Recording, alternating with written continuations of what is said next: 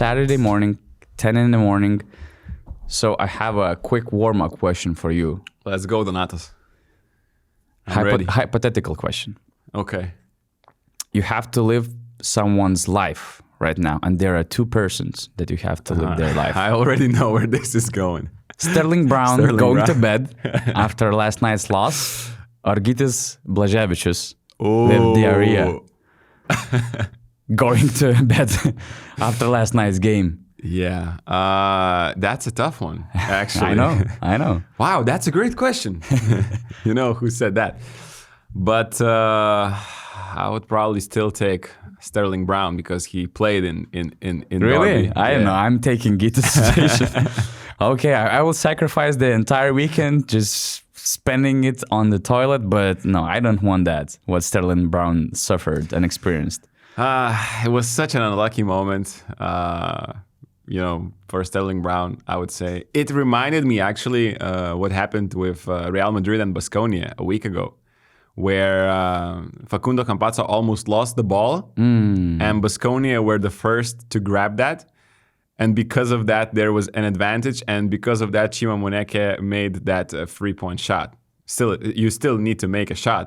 Yeah. And it was a great one. But here, it reminded me the same because Sterling Brown already had that basketball kind of in his arms, He didn't. He was touching it. Okay, but it was close. It was close. Like, he's a strong guy, super big wingspan. And you have Iago. Yeah, like Sterling is way more stronger than Iago, so he could have easily slapped that ball out. He didn't do that. There is an advantage, and kudos to Nemanja Nedović for actually thinking exactly in that split second that you need to do the Euro step on a 3-point line. And he saw in that millisecond he noticed that Sterling Brown is running full speed. Yeah, and there's a high chance he won't control his body. That's what happened. So he makes that smart step, and he knew that he probably is going to draw a foul. It was a perfect situation with Nemanja Nedović and his decision making. And it happened so quick. Like that ball was in the middle between the two players, because that pass was not a great pass because Sterling Brown just touched the basketball, and it was in the middle. Nemanja reacted. Happened so quick. Earned those free throws, and despite all the, let's say, attention to him, all the tricks Partizan players did. That's another story. That's another part of the whole story. I mean, it was the iconic Belgrade derby moments, the whole free throw sequence. By the way, this is the URBONUS podcast, and we're filming it on the Saturday morning because we wanted to share our Belgrade's derby reactions. Amazing drama, amazing game, and a lot of storylines. So this iconic, why I think it was iconic, because you have to shoot 3 free throws to win the game because there's only 1 second remaining. You can miss the third one and you celebrate the win. You're playing away. 2 seasons ago, Nemanja Nedović hit a game winner from the corner, right? From the corner. So he steps on the free throw line. All Partizan players leave the paint. Yeah. And open the floor for throwing stuff on the court, right? There was, I don't know, a lighter or whatever. Things coming on the floor. Even Zeljko Obradović has to step in, which I loved, actually, the way he did it. Yeah. And I hope that somebody took a picture because Zeljko was standing like this to protect Nemanja Nedović on the free throw line. And it was a perfect camera angle decision to film that sequence from the side, because you can see shouting, you can see middle fingers. I don't understand Serbian, but I believe that chant was insulting. And quite an easy guess, I would say. If you noticed, there are ball boys who running wear around orange jersey, and one of them was behind the basket, also shouting something, yelling at Nemanja Nedović. And with all this tension, with all this pressure, Nemanja Nedović easily hits the free throw, and he's shaking his head like, "Not with me. It's not going to affect me." He hits the second one. That's my house. Perfect miss on the third one. He turns back, fists, and he celebrates the victory with his team. Amazing moment. Kudos to Nemanja Nedović for that read, before drawing a foul, and of course, showing ice in his veins by that free throw line play. It wasn't a great game for him. I mean, he didn't play much because of the tactical things, Sfairopoulos chose. We'll talk about that later. But to be the guy who makes game-winning shots, that was... Mantas Ramelis, another MVP. Another MVP.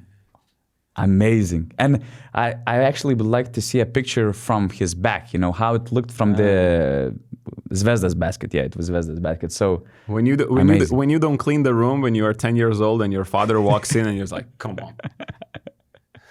Jebute, brate. But just going back to those free throws, I have not a hypothetical question for you. Okay. I have a quiz question for you. Which moment? Which play? About Nedović free throws. Okay. How much time do you think passed between the foul and when Nedović actually shot the free throw? Because when you were talking, I replayed the whole thing and calculated really quickly. So you need to guess the minutes and the seconds, and I'll give you a 10 seconds, plus minus 10 seconds if you guess that. Was there a video review as well? There might have been one. Okay, so let's say 5 minutes. Nah, okay, not 5. Okay. It has to be at least 3 minutes. Yeah, it was 3 minutes and 53 seconds. Okay. Before 3 minutes and 53 seconds. Between the foul and the first free throw of Nemanja Nedović. 4 minutes, almost 4 minutes of just things on the court, talking to the refs, Brandon Davies trying to clean the floor, right on the free throw line where Nemanja is trying to shoot the free throws. That was funny. He still hit those first two, and probably there will be another jersey because after Nemanja hit that game winner two years ago, for the second game in that season, when it happened with Zvezda's fans, I think a lot of guys had those jerseys with Partizan fans having arms on their heads because of that was their reaction to Nemanja's game winner. So I could see. What would you put on that T-shirt? I mean, like Nedović shaking his head or his fists. I think the fists because they won. So, but it wasn't a beautiful game, but the drama and to have the derby, to be finishing this way was really a great ending, I would say. What would be your conclusion? Why Zvezda was a better team last night, and are they a better team in general? I would say Giannis Sfairopoulos, with his... I would say Giannis Sfairopoulos actually was the better coach in the Belgrade derby. Okay. Because I think he was bold with his decisions. He kept Partizan to season low in assists. Partizan only had 11, when in the last 5 games they had 23.6 average. 23.6 average. Only 11. Only 11 on Friday night. I'm that Partizan fan after Nedović shot. Wow. And despite Zvezda having a season low 3 made 3-pointers, they had season high 15 offensive rebounds. That was also, that's an Achilles heel of Partizan. But since we're talking about crazy stats, Zvezda didn't make a single 3-pointer starting from the second quarter. They won the game with the season low 3 3-pointers. They had 4 shots made outside the paint. Because there was this, in the fourth quarter, I think in the end of fourth quarter, there was this graphic where EuroLeague shows in one of their timeouts where you have those zones and how the team is shooting from those zones. Crvena Zvezda had 4 shots from outside the paint. Everything was inside, and they still won that, and that is because of their defense. And what I wanted to say, Sfairopoulos was bold with his decisions. Starting lineup. Super big lineup from Sfairopoulos that has never played before a single minute in this EuroLeague season. He starts John Brown and Dejan Davidovac at the 2 and the 3. Wow. I have never seen a lineup as big probably in the EuroLeague ever. Two power forwards that can play the 5, actually, are starting at the 2 and the 3, together with Cody Miller-McIntyre. Of course, that's because, you have from Partizan side, you have Sterling Brown at the second position. He's a big dude. And, you have Bonga, you have Tariq Jones and Brandon Davis, right? Something like that. Okay. But still, he responded to that. Zvezda started switching in absolutely every possession. And I did not see great ball movement from Partizan, what they have been showing in the last rounds. Completely stopped their entire offense. Zeljko set plays doesn't matter anymore because you are switching on every ball screen. And Partizan, I think, did not do well against that switching defense. Like, the ball was not moving. Mm-hmm. So there were too many ISO situations. Either ISO or post-ups. Yeah, but it still... It completely stopped the flow. And in the second half, no flow. They actually had only 3 assists. So you mentioned 24 assists in the last stretch of the game, which means like 6 assists per quarter, 12 and a half. So you had 3 assists in the second half. You could remember, like... But it was basically the whole game, Zvezda were switching. And Partizan thought, okay, we're just going to attack the weaker defenders, like the targets, Petrusev, Nedovic, Isaiah Kanan, just because the latter two are smaller. But it didn't really work. The ball was not moving. I thought they could have had better offense against switch-all defense. It was too much isolation. Like, Kurlik Jones tried to ignite the Partizan in the third quarter, but in like 4 possessions, there were 0 passes. Like, nobody touches the ball. It reminded me a lot of Žalgiris, actually, and that's not a winning formula, as we know of late. And it's not like Partizan has great ISO players. I thought they were winning because they were playing great team basketball. Like, Kurlik is good, but he's more of a driver / mid-range shooter. And every time he drove to the rim, there was help. Because Zvezda just played with such a big lineups. And if you beat one guy, there is Bolomboy swatting the shot, Petrusev there to protect the rim. And it did not really work. I thought they maybe missed some Kevin Punter a little bit in there. Because Sterling Brown was not in the game. Like, we were talking about him in the recent podcast, like averaging 21 points per game in the last rounds. He was not in the game because of a foul trouble, because he's not that great in isolation again. And Since he you had mentioned only, that, 8 points and 0 efficiency? we just spoke about Sterling Brown and his defensive play against Nedovic, but what about the last offensive play before? Because I had a question to you. If you were Zeljko, he subbed Kurlik Jones. And of course, for the defensive reasons, to make a defensive stop. But are you doing that knowing that you will have Sterling Brown or whoever that makes the last offensive play? And I thought that the last offensive play by Partizan was really bad. I mean, Sterling Brown got a switch and he tried to penetrate. He got Bolomboy on him. And basically, there's no chance to beat Bolomboy. I mean, it was a really tough, I would say, unprepared last possession to win the game. And that was the moment when I missed Kurlik Jones a lot. And that's a down side of that tactical switching in the last possessions. I think, it's easy to talk now in hindsight, retrospectively, but you are risking that you will not have your best player on court when you are doing these tactical defense-offense substitutions. Zeljko thought that, after the defense, there's going to be like a dead ball situation, maybe a rebound that goes out of bounds, maybe a foul, maybe something else, And since it's a low-scoring game, maybe it's better to try to win by defense, let's say. Someone will hit a shot. Exactly. And but it did not work. Nedovic missed that shot off the backboard. By the way, I thought that was going in. That was going in. Knowing Nedovic in these derbies, how he plays in these EuroLeague derbies, remembering that he got that game winner, I thought that shot was going in. The initial reaction was like, there's no way he hits that shot. Yeah. But when you see the parachute landing, I'm like, oh my God, it's going to be that shot. Yeah, I just thought, I was like, when he shot it, I was like, in 1 second, there was like, No way. It's not going in. Oh my God. This might be the trajectory. Oh my God. Off the backboard? No. Oh, it didn't fall. I was like, it does not fall. And I'm like, okay. And then, yeah, Sterling Brown has the ball, but he doesn't have no rhythm in this game. 8 points. He was subbed out for a lot of the second half because of the early foul trouble. They get Bolomboy on the switch, and I think, Dwayne Washington runs by, and he's trying to set that slip/screen to actually get Nedovic on Brown.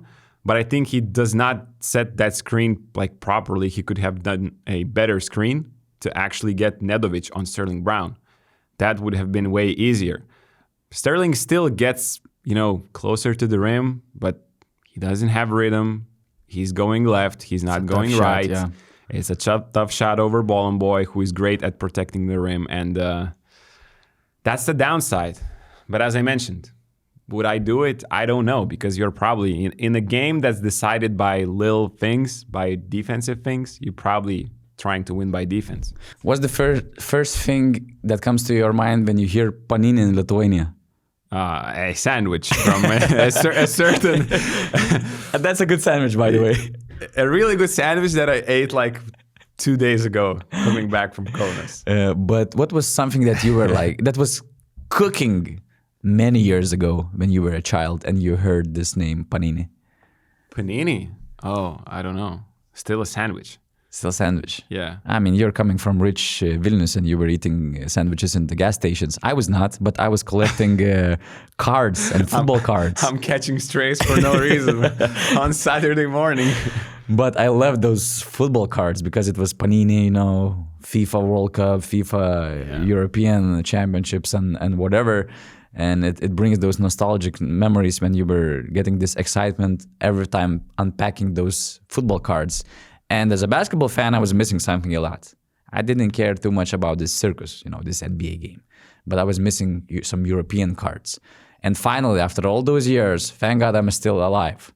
There's Trace and Chase, there's Panini, and they're delivering those great cards to everyone worldwide, to URBONUS as a podcast, and to us to finally rewind those great childhood memories. Yeah, we are going to do some unboxing with the cards. We are trying to create our 5 from 15 different players. You could buy your own cards using our code BasketNews5. And I think we can just start to pick the players that we have right now. I will just remind you, Donatas, that last time I got Luka Doncic from the 2017-28 season. Luka, the young MVP EuroLeague. And I had Zeljko from Barcelona. This is an iconic card. And by the way, guys, after we are doing this, we're finished doing this, write down in the comments who has the best 5. Write down if you are collecting cards of any case. We're really interested in that. But I was surprised that a lot of people voted for your team. That was not good. I was Sasha surprised Vezenkov from I Barcelona didn't get all the votes. We're talking about how rare the card is. That Barcelona card, Vezenkov, it's something you're surprised to see. Because there are few different, let's say, types of cards. Current players like Eddie Tavares or like Nikola Mirotic that I have now with Olimpia Milano jersey. There are legendary players such as Theodoras Papaloukas on my hand. So all the Olympiacos fans, you have to vote for me. And there are 2 retail exclusive parallels, exclusive cards like Yellow Flood and Neon Green Flood. And I have this Vincent Poirier card from his best Real Madrid days. So, okay, I will checking some others because we have to make our what do you have? Lineup. What's your card? Oh my God! I have this card for sure. No, wait. First, Basket News friends. Shabazz Napier and Nemanja Nedovic. Then they're going on my bench. The most popular guy in Lithuania, Brady Manek. I'm taking this card to my 5. What about this one? What about Olympiacos fans? What do you think about this player? Ignas Brazdeikis with Olympiacos jersey. Should I start him on my 5? Oh, I have some unexpected cards like Justin Anderson from his Valencia days. Jonathan Motley, a lot of people wanted him back to Fenerbahce, and of course Eddie Tavares. I think it's from his EuroLeague Final Four MVP season. Okay, and Rameli's hand, what I got. Rameli's hand. Giannulis Laurenzakis. That would be on my starting five. No, he's going to the bench. Ooh, speaking of legends, David Anderson from Barcelona. Speaking of legends, I counter you with Andres Nocioni. Okay, that's tough. 2012-2013 season. I have so many Fenerbahce guys, former Fenerbahce guys on my hand. Jan Vesely, but from Barcelona. Frank Kaminsky from Partizan. Vanja Marinkovic from Baskonia. And Isaac Bonga from Bayern Munich. I have 4 Olympiacos players from last year. Brazdeikis, Larenzakis, Walkup, and Mustafa Fall. But last time I got to Luka Doncic, I found Victor Wembanyama EuroLeague card. Oh, I'm losing this one. Luka legendary and card. Victor, and it's a legendary card, yeah. I have my 5 Donatas. Tell me what you think, and I want the listeners as well to evaluate that. I have backcourt, Thomas Walkup, and Andy Obst, the leader in 3-pointers made per game, who just had a ridiculous performance, by the way, in Kaunas, made every shot, made a one-legged 3-pointer in Kaunas on purpose. And in my front court, I have Mustafa Fall, Gershon Yabusele, and Victor Wembanyama, just putting him at the free, whatever he can do. Whatever he wants on the court, I'm winning against Donata's team, which I don't even know. I have too many bigs, man. Okay. Tell me, my friend. I'm going with the legendary card of Theo Papaloukas, one of the best point guards in the league. Good start. I'm going with Marco Bellinelli, one of the best shooters in the history of the league. I'm going with Jan Vesely, one of the best and the most winning centers in the history of the EuroLeague. I'm going with Nikola Mirotic, one of the best players in the EuroLeague history. Wow. And this is my wild card, Brady Manick. You're starting him because Trinchieri does that, right? Yep. But after he's not playing, like just 3 minutes. BasketNews 5. That's the code you have to use if you want also to enjoy this excitement of getting cards and creating your collection. By the way, I generally suggest you following us on Instagram because we do giveaways. And for instance, guys like Hector 13BS and Houstonl05 won some great prizes such as Panini Blaster Box or Panini Donruss Hobby Box. We were also unpacking this Donruss EuroLeague Gravity Box. So these are boxes with a lot of cards. For example, this one that we were unpacking this time has 240 cards, 48 different packs, and it's just great. We will do some trades for sure during the season, but it's just great pleasure to enjoy for every basketball fan. For sure. You mentioned Zvezda forcing Partizan to play a lot of ISO basketball, and I thought that, Partizan were picking their mismatches, and they thought about attacking some of the targets, and obviously one of the targets was Petrusev, but what I think, I was really impressed about Petrusev's one-on-one defense, because we don't know him as a good perimeter defender, and I've counted at least 6 possessions where he made good stops or he forced those guys to kick out the ball. So I was honestly impressed, and I think it was super important factor, especially in the first 3 quarters. At some points, he had some defensive collapses on one-on-one plays, but I think that's also helped a lot for Zvezda to ruin the offensive flow of Partizan, because if those guys made those, let's say, first 4 or 5 shots, maybe it would have forced Zvezda to change their plan. But with Petrusev, I mean, you always know that Petrusev will deliver offensively. Once again, he had 17 points, top scorer of the team, 70% from 2, 8 rebounds, top rebounder, 2 offensive boards, 2 blocks, amazing stat line. But you know that you can always rely on Petrusev offensively. But his impact defensively, I think it was super important, and he also deserves, let's say, co-MVP award next to Bolomboy. Absolutely. Thought he was great defensively, just handling the initial drives of Partizan. But at the same time, I thought, this is a little bit shows what kind of player Partizan. It's not like Partizan lacks that one player. I thought about the same thing, yeah. But what if they had this big man? Big man. I mean, I was talking about guards now. I was thinking about guards. Okay. But you can expand later. For some reason, I thought about Pokuševski and Petrusev. Very different scenarios. Local players, the importance of the position, and stuff like that.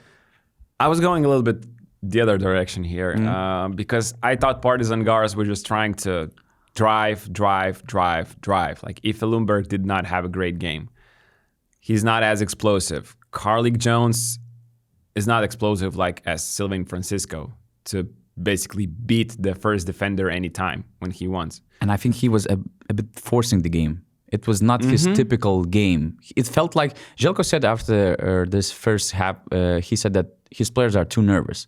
And I felt that the entire team was too nervous. And it also started from Carlik Jones and his leadership. It felt like he wanted to do too much. He had this amazing stretch in the second half, in the third quarter that you mentioned. But in general, I didn't feel that he was controlling the team and the offensive game, the decisions. No, for sure. I think, look, for this new Partizan team, this was the first derby in the EuroLeague with their fans against Crvena Zvezda. You could see the hype coming out. You could see them playing with the crowd. You can see from the first moments. Brandon Davis shooting a free-pointer, making it in the next possession. He's trying to get the ball and shooting a random shot. He misses, and Zeljko's like, bro, what is this shot? What is this shot? It's good that you made the first one, but it still does not make it a good shot. You could see the same thing from others, like Tariq Jones always plays with that Partizan crowd, but he was trying to do too much. And I thought, they could have kept cooler heads throughout the match, but this is the beauty of the derby. The fans are a huge part of it, and sometimes it cannot go into your direction. And what I wanted to say is that Partizan guards are they're a little bit more about driving than about, shooting mid-ranges, shooting free ball. So Zvezda bigs Zvezda targets could just, expect that tendency and stop the initial drive. And, Kevin Punter was all about the mid-range, was all about the pull-up free. You did not see that, basically the only guy who could do that is Ife Lundberg. He did not have a great game in ISO situations. Like Sterling Brown, maybe, but he's not an ISO type of player in my eyes. So I thought it made a little easier for Zvezda targets to defend, but Petrusev and others, I thought they did a great job. Yeah, and there was one play that basically described the game to me, because it was a really tight game, and I think that both teams deserved to win. But that play kind of explained why Zvezda won that game. So it was with 3 minutes to play, the game was tied, 68-68. Kanan misses the three-pointer. And there's Joel Bolomboy between 3 Partizan players. Yep. And these were big guys. Tariq Jones, Lakic, and Dwayne Washington.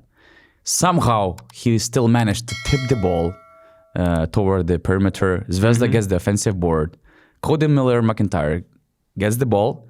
He makes a great read, instant read as well, because there's a chaos around the free throw line. But Bolomboy also sees him, goes closer to the basket.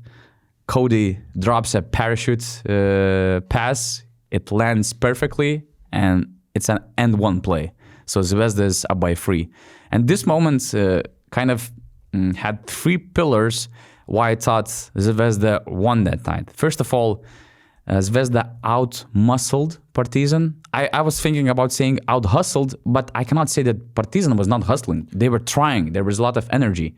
But they were out-muscled because Zvezda also outsmarted them in many situations. Exactly. A lot of stupid plays by Partizan, like Tariq Jones making a sloppy pass, Kalinic steals it and won. It was in the fourth quarter, end of the fourth quarter. Yeah. When Partizan were making their run, by the way, and made a crucial defensive stop. So that one possession could have changed the momentum of the game, but Kalinic destroyed Partizan momentum by stealing the ball and won.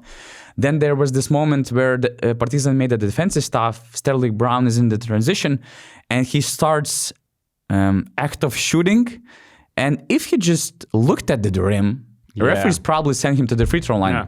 Somehow, maybe you don't hear the whistle, so you might think that they're not going to call the foul, so I'm better kicking the ball out. So he kind of turned at the perimeter and threw the pass. So that's why he wasn't sent to the free throw line. Mm-hmm. And there was also another play that I don't have it right now on my mind. But anyway, too many not immature decisions, but decisions that kind of showed the gap between the playing calm basketball and also having more experience, because as you mentioned, a lot of inexperienced players for Partizan. Tariq Jones playing that kind of importance game and that role and making even his technical foul, right? He was mad after the decision. He goes to Zeljko, he screams in front of him. Zeljko plays his dad's role, and it felt like it's over. The moment is over. No, he turns back, starts yelling at the referees, and of course he gets a technical foul. So a lot of plays like that. And on the other end, you have Kalinic, who brings all-around experience. You have even Cody Miller-McIntyre. He's experienced point guard with the EuroLeague experience already, while you have Tariq Jones, EuroLeague rookie. You cannot forget that fact. He still needs to grow through a lot of experiences like that. Bolomboy, also experienced guy. A lot of local Serbian players with that experience. So I think, these three things, out-muscling Partizan, being smarter in a lot of situations, and playing more as a team, because the offensive flow of Partizan was just destroyed by Zvezda defensive assignment. So these were three things that I think helped Zvezda to win the game, and that play kind of illustrated the whole story. I had those couple of similar plays noted as well. Just once again, going back to defensive rebounding by Partizan, that was their Achilles heel, and Zvezda exploited it so well. Season high, by the way, for Zvezda, 15 offensive rebounds. Yeah. In a game, in a super low scoring game that decided by details, getting more shots is so important. Exactly. And I thought, 2 tap backs by Bolomboy in the same possession. What is Brandon Davis expecting to do there under the rim when the shot is going up? He stands there, Bolomboy is a little bit pushing him, but Davis is not doing much to get out of that situation. What is he doing there? He will just... The only situation in which he's getting the ball there is if the shot is going in from the opposing team. He's too deep, and he's just taking the ball from the net and giving it back to the ref and going to offense. Twice in 10 or 15 seconds, Bolomboy just stands there in the paint, holds Davis under the basket, 2 tap backs, and you were right about not only out muscling but just outsmarting. Partizan players, rebounding habits from a lot of Partizan guys. I did not understand that.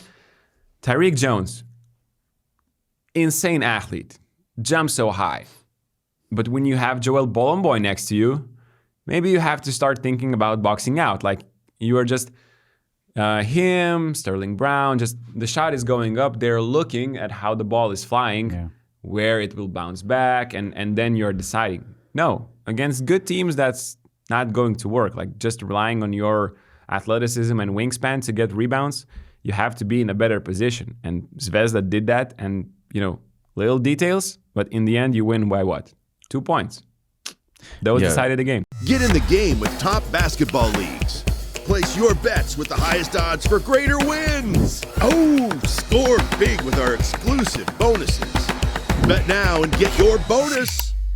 They need John Brown type of the guy to run a, hustling clinic in Partizan practice. Of course, they're too late. By the way, I'm impressed by the impact that John Brown makes after this injury. He was not playing more than a half of the year. He just returned before January, and I think he had great moments. I'm not saying that he was consistently great, but I think that he had great moments that also impacted the outcome of the game. One last thing. Gerald Bolomboy. 14 points, 8 rebounds, career high, 5 offensive boards. I think that it should have been 7 because of those tabacks. Yeah, that's how it's called. 2 blocks, a lot of deflections, a lot of situations where he's changing the shots and just destroying Partizan's offensive flow and just his presence in the paint. I mean, the way he managed to impact the game defensively and the way how efficient he is offensively, let me thinking that we're probably talking about the All-EuroLeague player this season. Because if we still try to stick with the positions and have at least 1 or 2 centers in those 2 All-EuroLeague teams, could you name a better center in the EuroLeague knowing that Matias Lazorte is out? Mm-hmm. And he probably won't make it because he played only 17 games. Who's a better center? Given the context that EuroLeague standings matters, impact matters, and just in general. I don't know. I have 3 guys on my mind. There's Milutinov and Fall. Tavares. But you can argue that Milutinov and Fall share and split that importance that Bolomboy has. So it might be tough for them. Tavares, it depends on how far Real Madrid will go. But if Zvezda makes the playoffs, and I think that Bolomboy's impact to the team like Zvezda is bigger than Tavares, playing for a really great team with a lot of talent. I think that, all EuroLeague first team could be the case for Bolomboy this season. I'm not sure about all EuroLeague first team. He's averaging 11 points and 8 rebounds, almost 3 offensive. Among those 4 guys, he's the top scorer. He's I have Devin Booker as well there in the conversation. Because Bayern, they're playing great. They're inconsistent. Season. I don't think they will finish above Zvezda in the standings. So that would give, Bolomboy an advantage because stat-wise, I doubt Devin Booker is losing a stat battle to Bolomboy just because of how fast Bayern plays and his importance in that offense. But definitely Bolomboy is in the conversation. I'm not sure about the first team yet. He's great, but I think he's going to be in one of those teams if you keep those teams, with one center, the voting. Yeah, it depends on how high Bayern will finish in the standings. Probably. Yeah. And because Tavares is kind of a lock, because of his name, presence, importance to Real Madrid. Yeah, and he's defense. Consistent. Yeah, he's just great, know. Yeah. And the only drawback that Bolomboy has is the number of games he played, because if he will finish the season without missing games, he will have 25. 24, 25? No, he has 10 games left, right? Yeah. So he will have 23. So it's 67% of the total games. So I'm not sure if it's important to the EuroLeague, if they do any counts like that, but probably it matters because in the NBA, I don't think he's making the all NBA teams, right? No, with 67%, no. Yeah, so this is the only problem for Bolomboy in his case. But other than that, he had great impact. Zvezda's defense is 12 points better when he is on the court compared to when he is not. And according to Bibolytics on and off ratings, only 2 players have greater net difference, in that team. But, Bolomboy has not played that much, and maybe he will be the number 1 in this category in his own team, just as he was in the first 4 games of the season when he played. Yeah, and just last observation. I think that after winning this game, Zvezda might have paved the way toward the playoffs. For sure. You looked at their schedule? Yeah. And because it was a really important timing. They had a great stretch, and they somehow dropped that game against Maccabi. They lost a bad game. And if you lose that one, you're not sure how this might shift your momentum for the last stretch of the season. Yeah. Now, you play Partizan, you get your revenge after the first derby loss. You win a tough game away, and you show that this Maccabi game was just an accident, just a bad luck. Mm-hmm. And you have this schedule with a lot of... I can read that. Yeah, read the schedule. They play home against Asvel next week, and they play against Alba away. Žalgiris at home. Žalgiris at home after the break. Bayern away. That's a tough one, but sure doable. But playing away with the support that they might get from the fans, I think this is the neutral court. Yeah, okay. Then they play Milano at home. That's 5 games where they could easily go 5-0. But although Milan is showing a good basketball.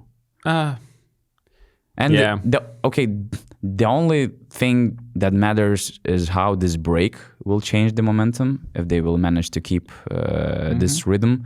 But the way they play, and John Brown, he will get back into consistent shape. Let's say Joel Bolomboy, he returned after the injury. He will be as great as he was in the derby. I see a good chemistry between the guys in Zvezda. So I can see this team just improving in the last stretch of the season. So I think that this game was a really important and might be something big for the playoffs. This game could have even, cemented Zvezda's chances of actually making the top 6, not being in that whole playing mess. Because as we just mentioned, 5 games absolutely winnable in a row right now, and then after those 5 games, their last 5 games, 3 of them are at home. And 2 are against Olympiacos and Panathinaikos in Athens. But, Zvezda and Belgrade, it's hard to beat for anybody. So you're potentially looking in the last 10 games, you are looking at 7 wins? And that's not even exaggeration. I think 7 wins for sure is doable for Zvezda to finish the regular season. That would be 21 wins. That would for sure, I think, in this competitive EuroLeague, guaranteeing them a top 6 spot, if not a home court advantage even. Yeah. So pretty much it's about this great Belgrade's derby game. Atmosphere was great as well. The only thing that I didn't like, I actually had my top 3 lowlights of the derby. First of all, I hate watching how Sfairopoulos is giving a halftime interview and someone just throws some paper or whatever at his face, basically, and it was on camera. He even stopped giving that halftime interview. He was like, he was asked the question. So there's this hit, and he's like, "I'm sorry, I was just hit by something," and he then delivers the answer. And there was just too much thing throwing stuff on the court, and it was a horrible look. I just hate that, really. So I'm not blaming all Partizan fans. We're talking about few individuals, but it's not like a cow house. It's a freaking basketball game with great talents of European basketball, great performance. So show some freaking respect. And you had a great atmosphere throughout the night. Exactly. You don't need to do that. We already saw your passion. It was amazing. It's one of a kind. Those 2 derbies in the EuroLeague, the Greek derby, the Belgrade derby. You have great atmosphere. You don't need to do all those throwing things on court. The level, the number of flopping was also too high for those 2 teams, I would say. I mean, they're better than that. You could have seen it coming, though. Yeah, and I believe that it was such a hard game for officials. Really hard game. A lot of contact, flopping, a lot of tension and stuff. And Todd Warnick, by the way, he made a column already. When this podcast is posted, go to check that on BasketNews.com. You will find Todd Warnick's analysis of, by the way, the last foul against Nedovic, because I even saw that in the post-game media session, a lot of Partizan players were complaining about the foul. I'm not sure what's there to complain. To me, it was a clear foul, but if you don't believe us, go to check out the Warnick's piece. He also made a story about Ergin Ataman and him complaining after the game against Milan.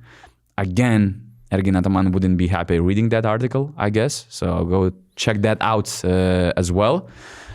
It was a interesting night, by the way. I just had a glimpse of some other games, like Olympiacos winning against Efes by 3 points. Although they were up by 18, 16, the 3 minutes left. Somehow they managed to allow 20 points in the last 3 minutes, but they saved the win. And actually, Efes dropped to 1-4, I guess, in the last 5 games of Luka Banki. So that's a rough start. And their only win was against Milano when Milano did not have any players whatsoever at home. So that's not a good start for a new coach. And after the coaching change that I didn't understand until the end, I'm not sure about that change and the impact it gives to the team. But by the way, who's the best player in the EuroLeague? I don't know, man. No, it's a Saturday morning. I don't know right now. No, did he play in Piraeus yesterday? Fournier or Vezenkov? Oh no, I may be thinking from the other team. Oh, do you want to be blocked by another EuroLeague star? No. Oh, that's a funny story. By the way, did you see what Mario Hezonja tweeted about PAR? Great take. I saw that, but I also found out that he has blocked me on Twitter. Why? I don't know, man. You're the last person to be blocked. No, you should ask Nedovic, you should ask James Nanali, and you should ask apparently Mario Hezonja. That's already almost a starting 5. The holy That's trio. A great starting 5. The holy trio, man. Yeah. We have covered 3 positions. I have a shooting guard. I have a small forward. I have a power forward. Go check Eddie Tavares. Go check if he hadn't blocked you. Yeah, it's Eddie's a great guy. He's good. He's active on Twitter, but yeah. He replied to that, and I could have seen his profile. Yeah. So but it's funny. Not that I lose sleep of players blocking me, but on Twitter I checked Hezonja. What I wrote about Mario in Twitter. I haven't 4 tweets where I mention Hezonja. All 4 are compliments. So for sure he must have heard something on the podcast. On the podcast. What it could have been? What do you think? Probably about defense. Okay. Something like that. But it's how many compliments? I mean, I'm thinking about this, ratio. How many compliments? Yeah. Exactly. If 4 is enough for one bad take in his eyes, or it's not in only his, but in players' eyes in general, in the EuroLeague players that usually go to block someone. So if I make 9 compliments and if I make 1 bad take, is that enough to get blocked? But why is it a bad take? It seems like those guys that block you think that they are perfect on the basketball court. It's not that I'm saying that you are, a target on defense or because I hate you. No. Yeah. I just saw that the team was attacking you more in the game. That means that the other team is thinking that you are a target on defense. It's not about Mario, but about Nedovic or whatever else. And it's funny to me that they actually, somehow hear that information and then they go on, oh, no bad vibes. I'm a great player. I'm going to block you on Twitter. Yeah. It's just funny to me. People are sensitive. And by the way, there was a strange, very bizarre ejection last night in the Real Madrid and Monaco game. 5 minutes to play. Monaco is up by 4. And there's a dead ball. And the official, Anne Panther, noticed something about Mario Hezonja. She comes and she requests him to show his hands. And it felt like some child game because they were doing like this at the beginning. But she noticed some blood. She couldn't find it at the beginning. But after the third flip, she was like, oh, here it is. And it was a hilarious reaction by Monaco players. Jerome Blasio game started clapping. Yeah, we finally found some blood, So she requested him to get him subbed out, to fix this stuff. And I've heard that it was a really super small cut. So I believe that's why Mario was pissed. And he started, saying something on his way to the bench. He said some more words and he was just ejected from the game. I mean, I haven't checked out the game That's yet, crazy. but it sounded like you were describing a detective scene or from a TV series about I don't know, murders, police, whatever. Guys shouldn't be ejected from the game like that. Not in the middle of the fourth quarter. Not in a tie game. Come on. Of course, Mario could have acted differently, but maybe he was already pissed by the other official decisions before. So, yeah, anyways. So there was some interesting action, like Baskonia winning against Barcelona with a game winner, which apparently, one more time, could have happened after a travel. That's what Todd Warnick says, because a week ago he said that he stated that Mario Hezonja actually traveled before making a game winner against Baskonia, and now 1 week later, same court, just different player, and Trent Forrest, in his eyes, he traveled. So, but it was a non-call, so they won the game. But there's more interesting stuff to discuss about the big picture of the European basketball, and there was this. I wrote a piece about the NBA Europe plans and very, very, let's say, initial projection, idea, vision of the project that could happen. So once again, this is not a final confirmed plan or whatever, list of teams or ideas and etc. Because a lot of people think that this is like a final thing, and it's not changing the EuroLeague. No, it's a separate project. But we're talking about the league with more or less 10 teams for the football projects involved, just like Real Madrid has a basketball branch under the football umbrella. That's what they want to do with PSG, with Manchester City. Also bring 2 teams from the main rich markets, Real Madrid, maybe Barcelona would follow. 2 German teams, 1 new team that has to be created in Berlin, not Alba. I heard that Munich was mentioned, but I'm not sure if that's Bayern, although they fit, the profile. They could do something under the football branch, although they have the same name now. This basketball club is not kind of related. They are not living from from Bayern Munich football team's budget. They kind of work on their own. So I'm not sure what it could be all about. Milan was mentioned as a potential target. Who knows if it's connected to AC Milan or to Emporio or Armani Milan. From what I heard, it feels like it's not involved with the current basketball team that they have. So who knows what might happen over there. But the pattern is clear. And from what I heard, at least for now, no Greek teams, no Turkish teams, no Serbian teams. Teams that basically have the best fan bases in the EuroLeague, that we recognize and respect them a lot. So it's they're thinking about completely, financially profitable driven project that they would like to introduce in Europe. What do you think? Are you a believer? No, it sounds like a dream scenario for me. Yeah. It seems like a consultant from a fancy consultant firm just drew up this plan and was like, we are going to create teams in big markets, or we are going to create teams under big football clubs, and all of a sudden, all the football fans are going to watch basketball games. Bring us money, we'll have TV deals, boom, profit. It's not going to work like that. Not in Europe. And I don't see this project working unless you are taking all the biggest names in European basketball that the EuroLeague has right now and put it into your own league. But as this is not a part of a plan, as I understand right now, I just don't see how can you create team in Manchester, create team in another team in Paris, create team in Berlin, create team in Milano, and take Real Madrid or Barcelona and think this is going to attract TV viewers and fans in the stadium. Like, that's just not going to work.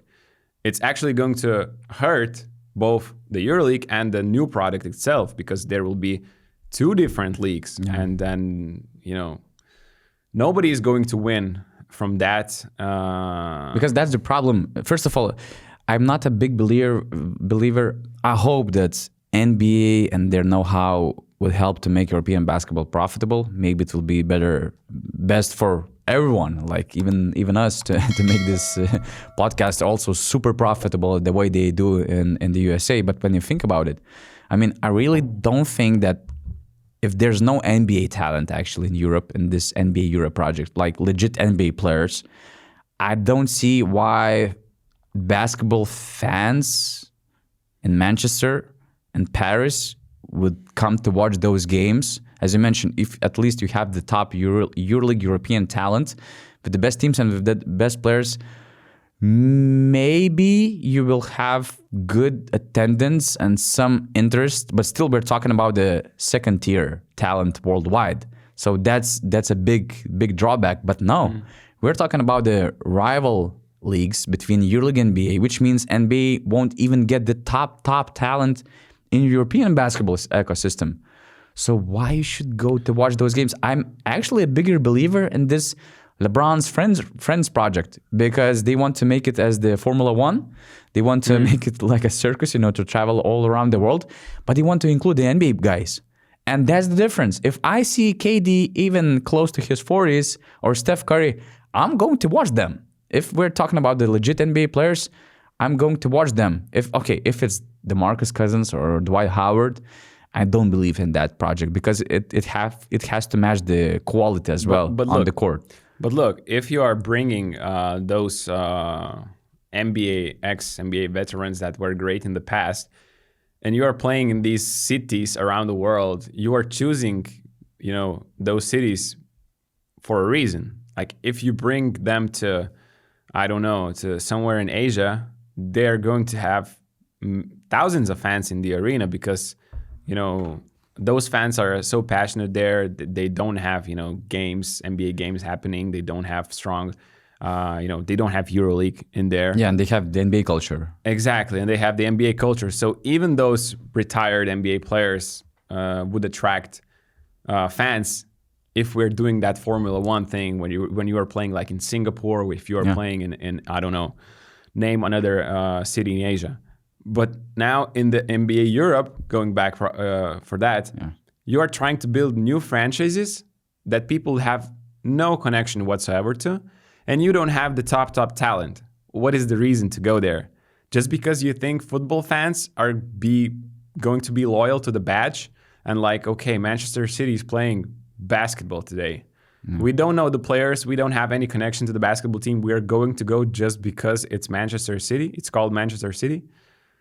And just because there's NBA logo? Come on. I mean, I don't see that happening. Unless those guys like KD and Steph Curry at some point, they will go to Europe to play in the team in Paris and whatever. But again, we're talking about the legit NBA players.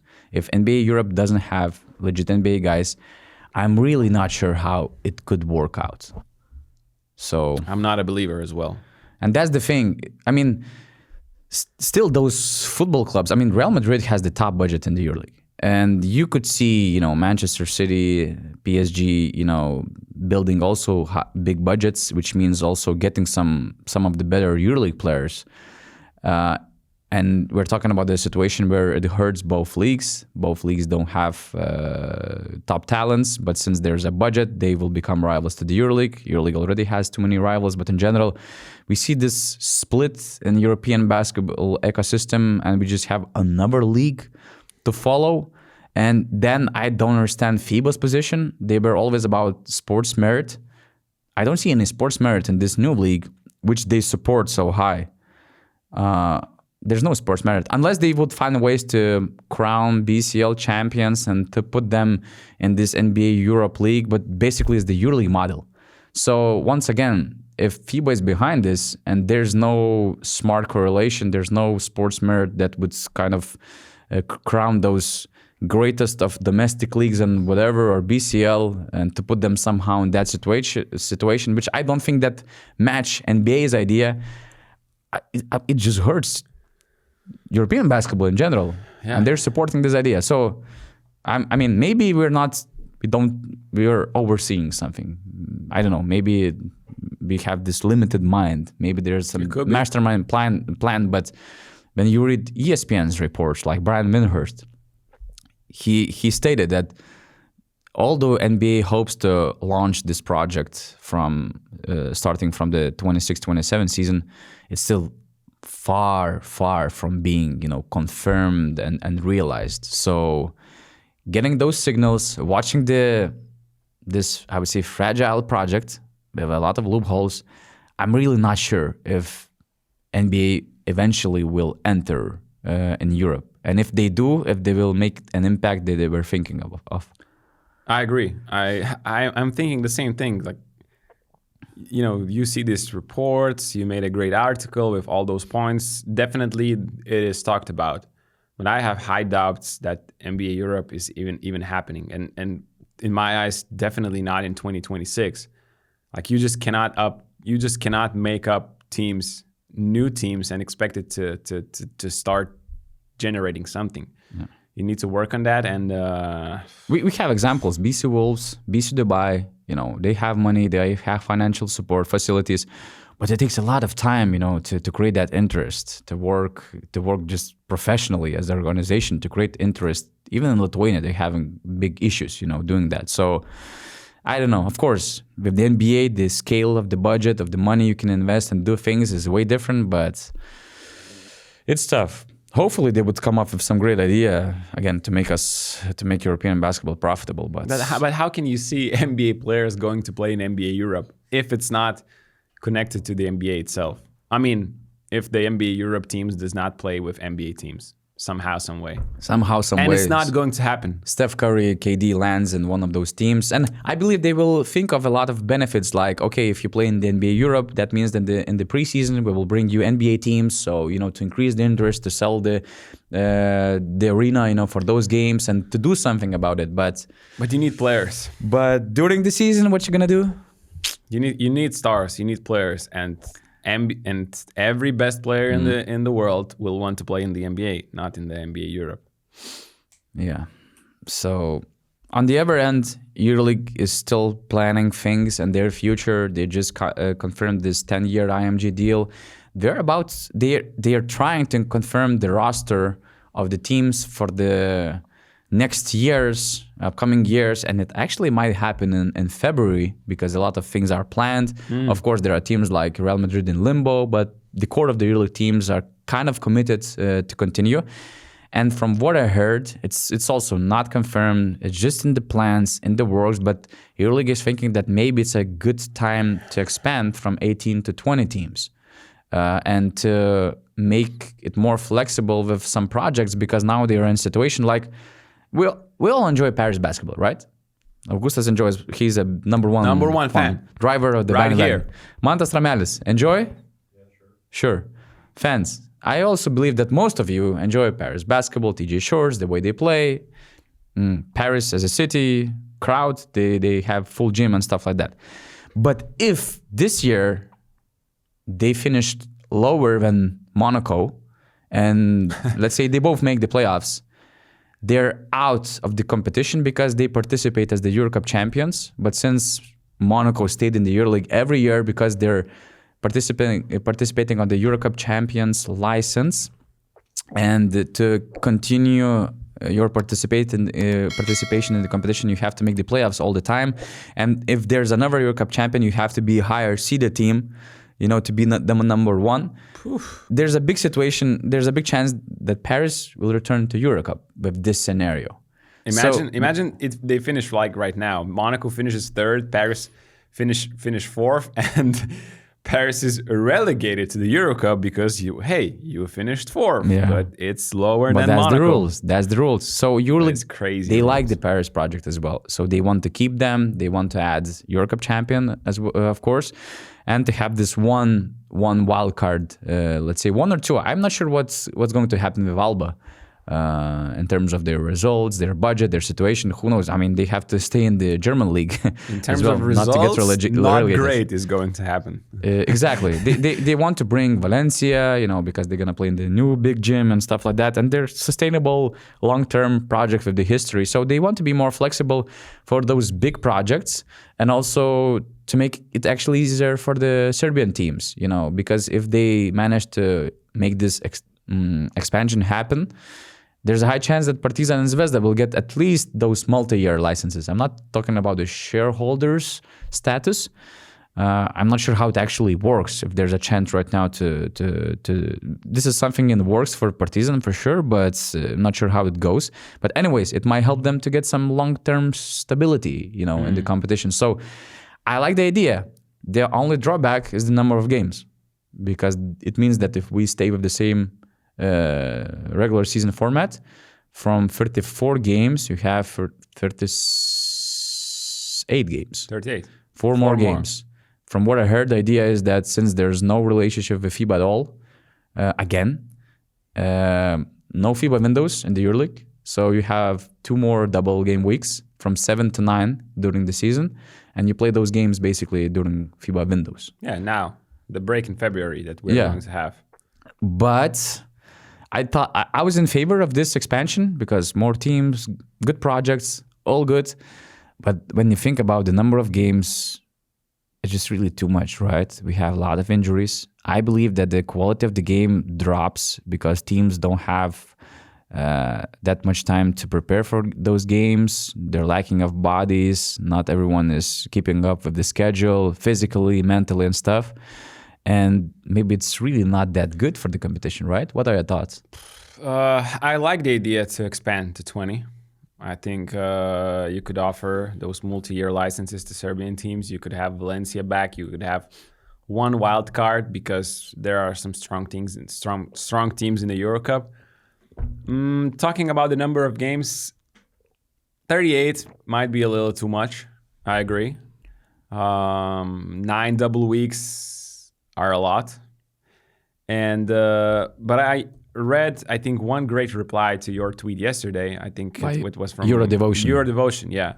Shout out to him. Yeah. His idea was like... I didn't respond to him because I wanted to address that on the podcast. Okay. So, yeah. His idea was to split EuroLeague into 2 conferences on geographical or whatever principle, and then to play 2 games against round robin in your conference, and only 1 game against the other conference. So you still, play everyone. You play almost everybody except the 5 teams at home. Yeah. So you basically see 14 out of 19 teams in your arena. So you're not missing too much. And you finish with what? 30 games? Something like that? 30 games. 4 less than we have now. No, 28, that would be. 10 in the conference, so it's like 9 and 9, 18. 18. Plus 10 against the other conference. 18 plus 10. 28. Okay. So instead of 34 now, you have 28. You have more time, less double weeks. I think now EuroLeague has 7 double weeks, right? Yeah.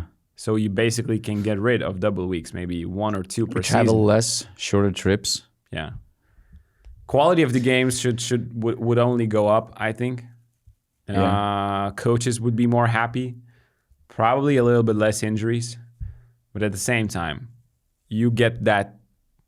You don't see 5 teams. Yeah, and let's say I'm Žalgiris and we're enjoying this EuroLeague product in Kaunas, but we play in East. By the way, geographically, East would include Panathinaikos, Olympiakos, Fenerbahce, Efes, Partizan, Zvezda, Žalgiris, Maccabi, Alba, and let's say I picked Hapoel Tel Aviv because we have to include 2 more teams. So let's say I'm taking Hapoel Tel Aviv. And for West, we have Barcelona, Madrid, Monaco, Milan, Bayern, Paris, Baskonia, Virtus, Valencia, and Asvel. I think you should mix those up because somehow, some way, because like Spanish teams, it should not be geographically. It should be a mix. It loses the point of traveling less, shorter trips, and again, saving time for you during the season. It would be already less if you have less games. Like you don't have double weeks. A little bit. Those trips are not that long. So it doesn't really matter if you fly, That's a good point, yeah. It's like if you have less games, that's already a win. And to me, but how do you mix those teams? That's a good question. Because you don't want to lose the Serbian. You kind of want to lose the Spanish derbies because they already play so many games in the ACB. True. And there are so many Spanish teams, but you don't want to lose the derby of the Greek derby, the Belgrade derby, the Istanbul derby. You don't want to lose that. I don't want to lose El Clasico as well. So you put Madrid and Barcelona in one, and Valencia and Baskonia in the other one. So that's a tough one. And how are you going to do that? There are going to be drawbacks with this plan, but I see a lot of advantages as well. Yeah. to make the best solution for everyone, it's not on our paycheck; it's on the EuroLeague's paycheck. Yeah. So that's why We're they're just getting those throwing out paychecks. ideas that somebody else wrote on Twitter. But that's a nice idea. Nice idea, for sure. And just the last quick one. We have an NBA trade deadline on February 6th. And do you have one trade that you would like to see happening? Can you start, Donatas? You'll have something. I have European angle. Prepared.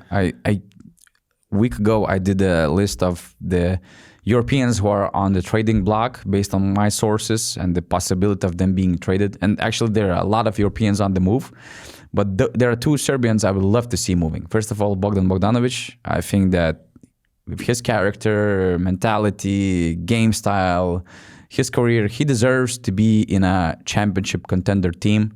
He reached the Eastern Conference Finals just once. I think he was in the semifinals twice. So I think that he deserves more than that. And I want him to be traded. And from what I heard and from what was also reported, that Atlanta is kind of active on the trading block, trying to move Bogdanovic. And Vasilije Micic, although he's playing a lot recently for Charlotte, in the last 5 games, he was averaging 14 points, 4 assists, and 2.5 rebounds.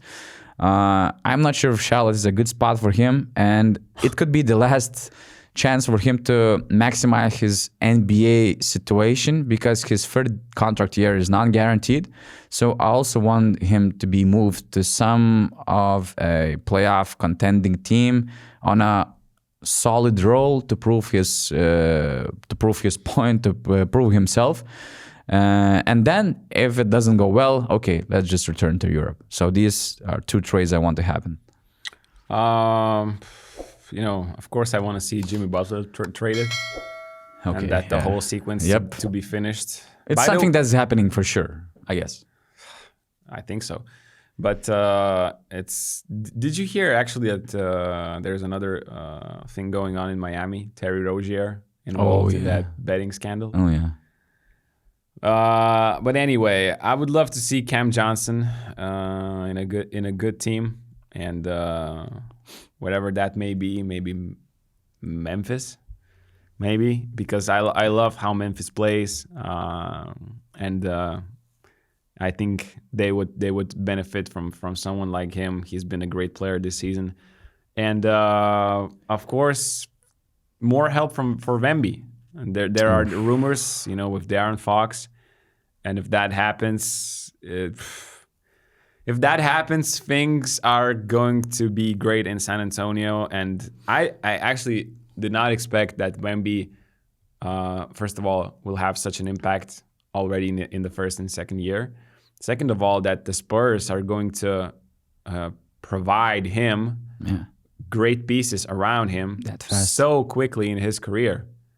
The dude is barely started playing in the NBA, and he's already having, Chris Paul, other guys. Now you have maybe De'Aaron Fox coming in. You have Castle, a rookie who is playing, up and down, but he's been a good pickup. And if they land De'Aaron Fox, it's look how other superstars, how much time they had to wait to be somewhat competitive, and to be competitive in that Western Conference.